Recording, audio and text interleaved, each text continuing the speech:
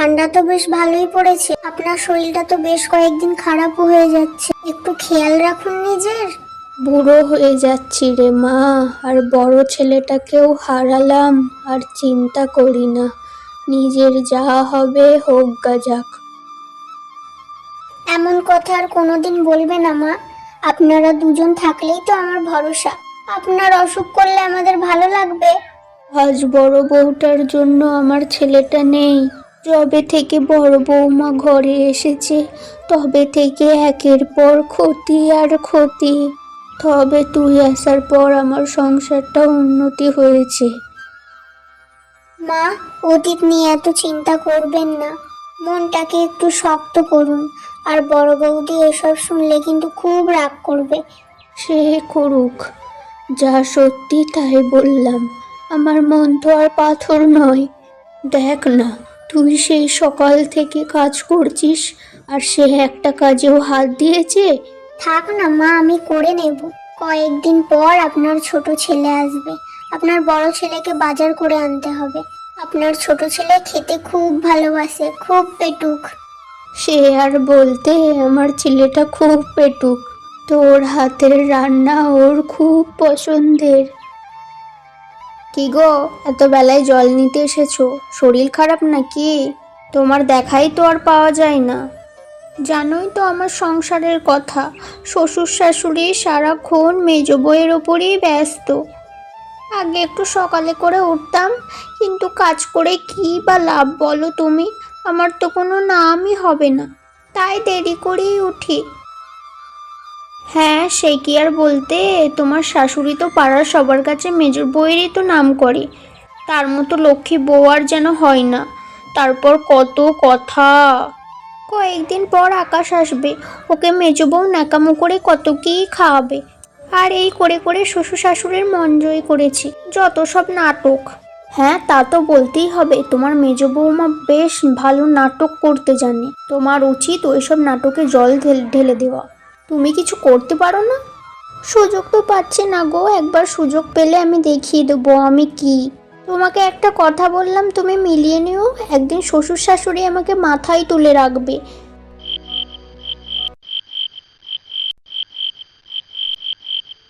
আজকে খিচুড়িটা যা হয়েছে না গিন্নি, তোমাকে কি বলবো?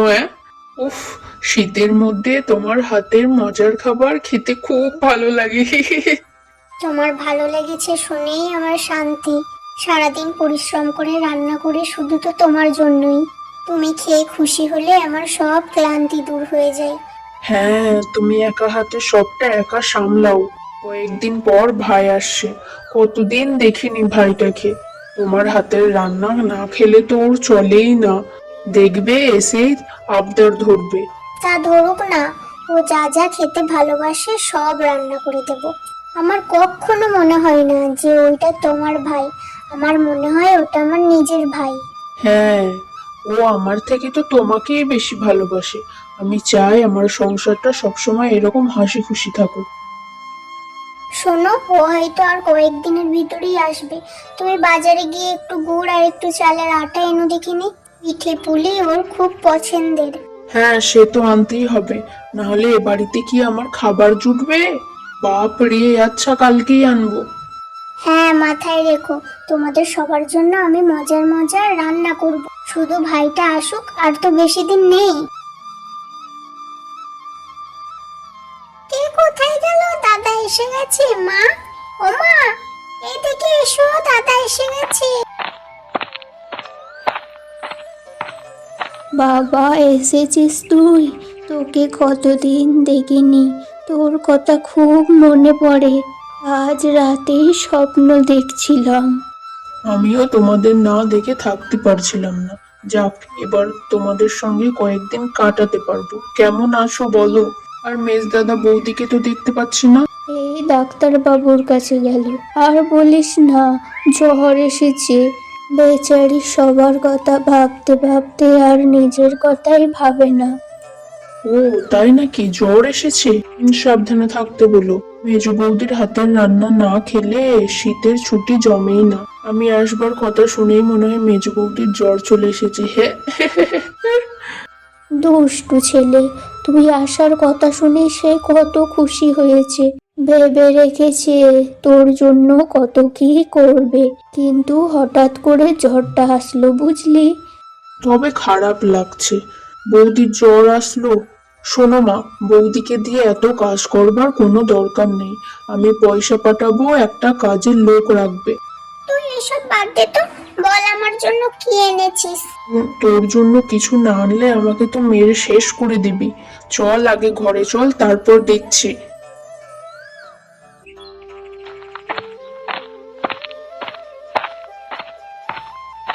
শরীরটা একটু ভালো লাগছে গো ওষুধ খেয়ে, তাই সবার জন্য একটু গরম গরম মিষ্টি বানিয়ে এলাম। বাবা নিন, আর ভাই দেখো তো খেয়ে কেমন হয়েছে। হ্যাঁ, তোমার রান্নার হাত ভালো, সেটা পাড়ার সকলে জানে। আকাশ, খেয়ে বল তাড়াতাড়ি কেমন হয়েছে। উফ মেজ বৌদি, এরকম স্বাদ কোনো হাতের রান্নাতে পাই না। তোমার ওই জাদুকরি হাত শুধু মনের ভেতরে গেঁথে থাকে। হ্যাঁ, এইসব যে কি বলো ভাই, এইসব বলে আর লজ্জা দিও না, তাড়াতাড়ি খাও। কিন্তু বৌদি, আমার তো তোমার হাতের একটা অন্য রান্না খেতে ইচ্ছা করছে। খাওয়াবে কি? বলো ভাই, কেন খাওয়াবো না? কি খাবে বলো, কালকে বানিয়েই খাওয়াবো। আর কিছু না, ওই শীতে গরম ভাতের সঙ্গে মুরগির ঝোল, ঠিক আগের মতো করে, ঝাল ঝাল করে। ওই স্বাদটা শুধু তোমার হাতেই আছে। ও, এই ব্যাপার, তোমার আবদার আমি ফেলতে পারি। কাল দুপুরে তোমার জন্য তোমার পছন্দের মুরগির মাংসের ঝোল আর সাদা ভাত থাকবে, তুমি মন ভরে খেও। বৌদি, আমি তোমার কাছে একমাত্র আমার মন খুলে আবদার করতে পারি, কারণ তুমি আমার সব আবদার রাখো। তুমি আমার বৌদি নয়, নিজের দিদি, বুঝলে?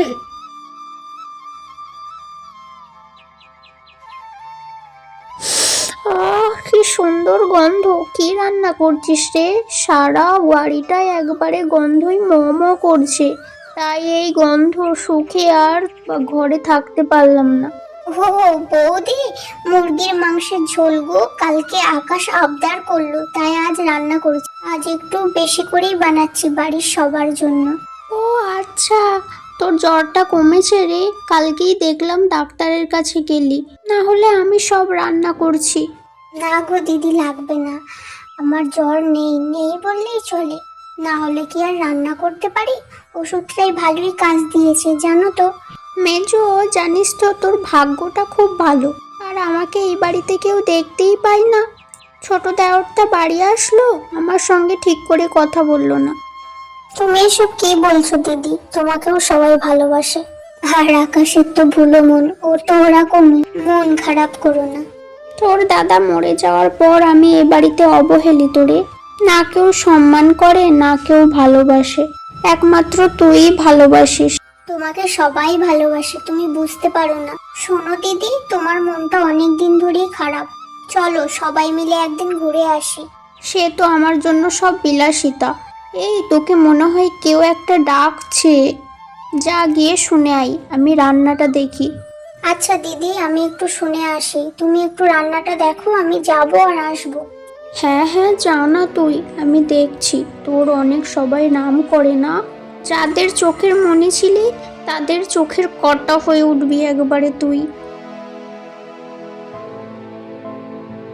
ভাই, খেয়ে নাও, দেখো তো কেমন হয়েছে খেয়ে।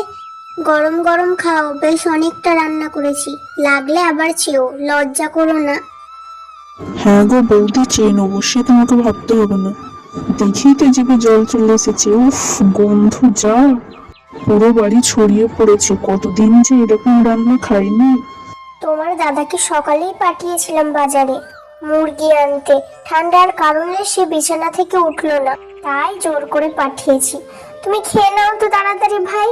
উফ, কি স্বাদ! সত্যিই বৌদি, তোমার কোনো তুলনা নেই। মনে হচ্ছে যেন একেবারে মায়ের হাতে রান্না খাচ্ছি। ঠিক যেমনটা চেয়েছিলাম, ঝাল ঝাল, গরম গরম, নরম নরম, ঝোল ঝোল, তেমনই। তোমার ভালো লেগেছে দেখেই খুশি হলাম। নাও ঝোলটা একটু নাও, গরম ভাতের সঙ্গে একটু ঝোলটা মাখো। হ্যাঁ বৌদি, আর একটু দাও না, খেতে খুব ভালো লাগছে।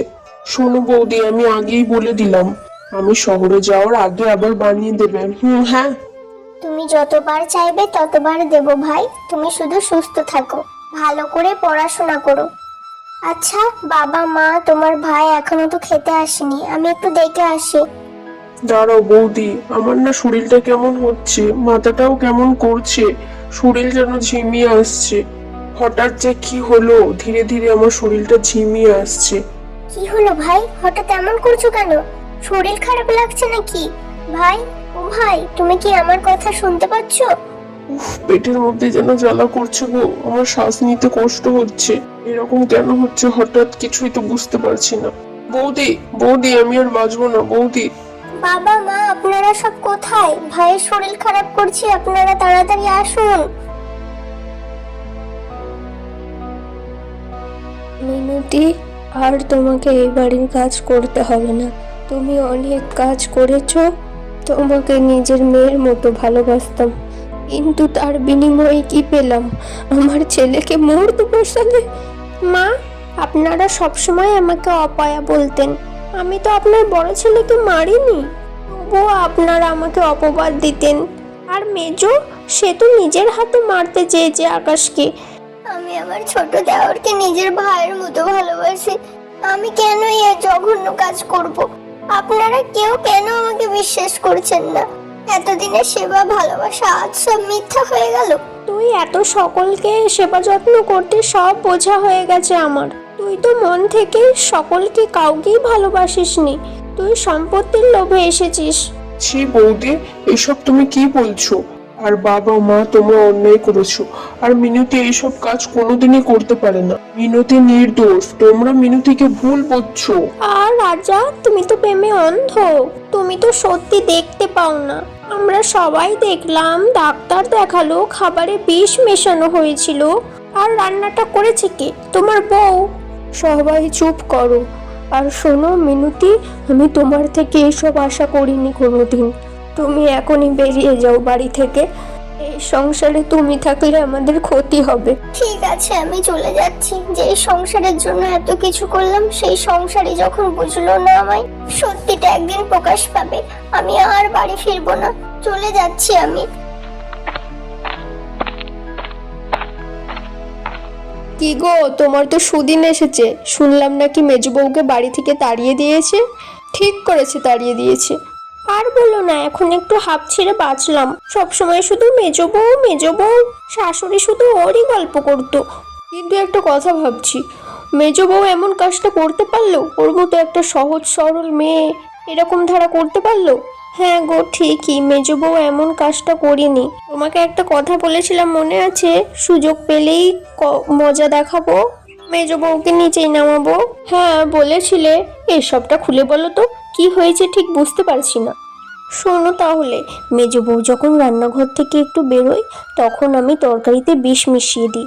এমন বিষ মিশিয়ে দিই যাতে তরকারিতে হবে বিষক্রিয়া, কিন্তু আকাশ মরবে না। ও আচ্ছা, এই ব্যাপার। তোমার তো বুদ্ধি আছে গো। আমার ভয় করলো না? যদি ধরা পড়তে তাহলে কি হতো? ভয়কে জয় না করলে এগিয়ে যাব কি করে? শাশুড়ির চোখে বদনামও হলো, আর বাড়ি থেকে বিদায়ও হলো। এক ঢিলে দুই পাখি মারলাম, বুঝলে? বাবা, তুমি তো সাংঘাতিক। কিন্তু সাবধানে থেকো, কেউ যেন এই কথা জেনে না যায়, পাঁচ কান যেন না হয়। ও আচ্ছা, এই ব্যাপার। বড় বৌদি খাবারে বিষ মিশিয়েছে, বাড়ির সবাইকে জানাতে হবে।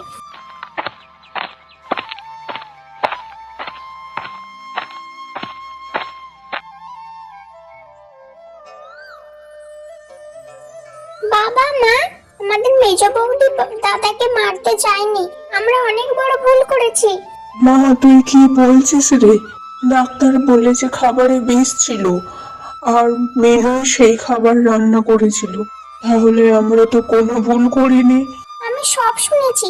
পাশের বাড়ির বৌদি আর আমার বৌদি গল্প করছিল, বড় বৌদি সব করেছে। কি বলছিস তুই? তোর কি মাথা খারাপ? আমি কিছু করিনি। চুপ করো তুমি বড় বৌদি। মেনু বৌদি যখন রান্নাঘর থেকে বাইরে এসেছিল, তখন তুমি বিষ মিশিয়ে দিয়েছিলে যাতে ছোটদা অসুস্থ হয়, কিন্তু মারা না যায়। আমি পাশ থেকে সব শুনেছি। বড়, আমি এসব কি শুনছি? হায় রে কপাল, আমি কি ভুল করেছি? আমার লক্ষ্মী বউটাকে বাড়ি থেকে বের করে দিলাম। মা, আমি জানতাম মেনু এরকম কাজ করতে পারে না। তোমরা বাড়ি থেকে ওকে বার করে দিয়ে অনেক বড় ভুল করলে। আমার নিরপরাধ স্ত্রীকে বাড়ি থেকে তাড়িয়ে দিলে। হ্যাঁ হ্যাঁ হ্যাঁ, আমি ভুল করেছি। আমরা সবাই যাব আর ওকে সকলে মিলে আমরা ফিরিয়ে আনবো। ওকে ফিরিয়ে নিয়ে অপয়াটাকে বাড়ি থেকে বের করে দেবো। আমি ভুল করেছি, আমাকে ক্ষমা করে দাও। আমার একটু হিংসা হয়েছিল, কিন্তু আমি আকাশকে মারতে চাইনি। মিনতির প্রতি যাতে তোমাদের ভালোবাসা কমে যায় এটাই চেয়েছিলাম। এই ভুলের কোনো ক্ষমা নেই। আগে আমার সংসারের লক্ষ্মীটাকে ফিরিয়ে আনি, তারপর তোর ব্যবস্থা করেছি। দাঁড়া, তুমি অনেক বড় অন্যায় করেছো।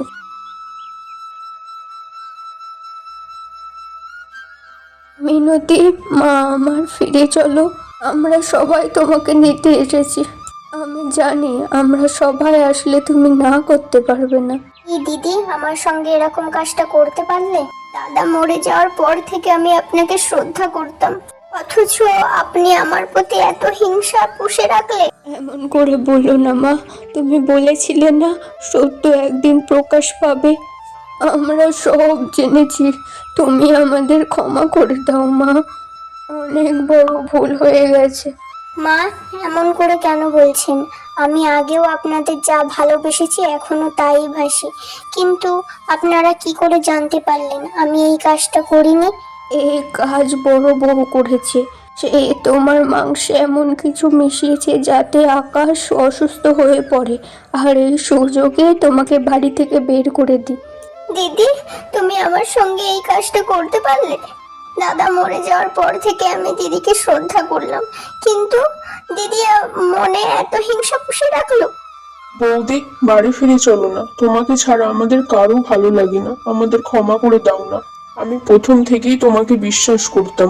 আমি ভেবেছিলাম আমি সুস্থ হলেই আমি তোমাকে ফিরিয়ে যেতে আনবো। তোমরা যখন নিতে এসেছো তখন আমি যাব, অবশ্যই যাব। সবই তো মিটে গেল। এবার বৌদি তুমি বাড়ি গিয়ে আবার মাংসের ঝোল রান্না করবে। সেইবার তো খেতে পাইনি, তুমি রাতে করবে আর আমরা খাবো। ঠিক আছে রিমঝিম, আমি কাল রাতেই করব। আর মা, বড় বৌদি ভুল করেছে, ওকে আর একটা সুযোগ দেওয়া হোক। আর আমি চাই পরিবারের সকলে হাসি খুশি থাকুক। সবাই কোথায় গেলে গো? আমার রান্না হয়ে গেছে, এসো। রান্না হয়ে গেছে, সবাই বসে পড়ো। আরে গরম গরম মাংসের ঝোল, উফ, খুব লোভনীয় হয়েছে দেখতে। বৌদি, মুরগির মাংসের ঝোলটা কি হয়েছে না বলবো। আর কাঁপানো শীতে গরম গরম মুরগির ঝোল যা লাগছে না, কি বলবো। কার কার লাগবে বলো, কিন্তু কেউ লজ্জা করবে না চাইতে। অনেকটা করেছি। লজ্জা শরম নেই আমার বৌদি। তুমি জানোই তো আমি খুব পেটু। খাবার ব্যাপারে একটুও ছাড় নয়। হ্যাঁ বাবা মা, ধীরে খান, আর কিছু লাগলে অবশ্যই বলবেন। আর হ্যাঁ, খাবারের পরে আপনাদের রাতে ওষুধ আছে কিন্তু। আর বড় বৌদি, তুমি ওইদিকে কেন? এসো এইদিকে, সকলকে একটুখানি হাতে হাতে এগিয়ে দাও দেখি। তুই আমাকে এত তাড়াতাড়ি ক্ষমা করে দিবি ভাবতে পারিনি। সত্যিই তুই খুব ভালো মানুষ। এতদিন তোকে ভুল বুঝেছি। আমার এই পাপের কখনো ক্ষমা হবে না। আমরা মানুষ দিদি, আমাদের মধ্যে রাগ, অভিমান, হিংসা এটা থাকা স্বাভাবিক। আমাদের উচিত কেউ একবার ভুল করলে তাকে আরেকটা সুযোগ দেওয়া। তুমি এসব বাদ দাও তো, আর বলো কেমন হয়েছে। বিশ্বাস কর মেজো, তোর মতো মানুষ আমি দেখিনি। আজ থেকে আমি ওই সংসারের জন্য সব করব। একদিন বাবা মাও আমাকে তোর মতো ভালোবাসবে। খুব ভালো হয়েছে, তোর হাতে জাদু আছে। আমি চাই আমার সংসারটা এমনভাবেই হাসি খুশি থাকুক। আমি আজ খুব খুশি। এখন আমি মরলেও শান্তি পাবো, আর আমার চিন্তা নেই। সবাই খুশি থাকলেই আমি খুশি। বৌদি, শীত যেন জমবেই না তোমার হাতে সাদা ভাত আর মুরগির ঝোল ছাড়া। প্রতি বছর তোমার হাতে এরকম সাদা ভাত আর মুরগির ঝোল খেতে চাই। উফ, যা স্বাদ না, অমৃত। আমাদের কার্টুন যদি ভালো লাগে সাবস্ক্রাইব করে পাশে থাকবেন এরকমই নতুন নতুন ভিডিও দেখতে।